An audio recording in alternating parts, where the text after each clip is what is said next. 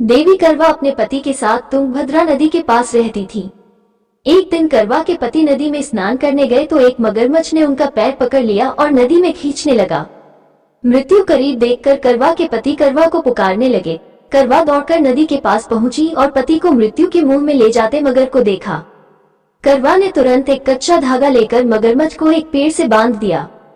करवा के सतीत्व के कारण मगरमच्छ कच्चे धागे में ऐसा बंधा कि टस से मस नहीं हो पा रहा था।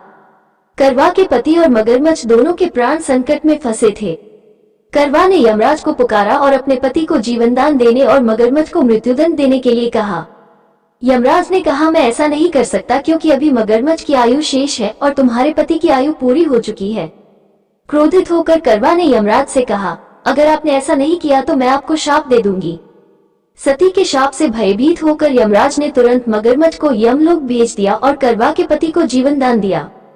इसलिए करवा चौथ के व्रत में सुहागन स्त्रियां करवा माता से प्रार्थना करती है कि हे करवा माता, जैसे आपने अपने पति को मृत्यु के मुंह से वापस निकाल लिया वैसे ही मेरे सुहाग की भी रक्षा करना। करवा माता की तरह सावित्री ने भी कच्चे धागे से अपने पति को वट वृक्ष के नीचे लपेट कर रखा।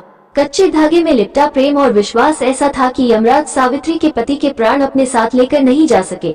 सावित्री के पति के प्राण को यमराज को लौटाना पड़ा और सावित्री को वरदान देना पड़ा कि उनका सुहाग हमेशा बना रहेगा और लंबे समय तक दोनों साथ रहेंगे।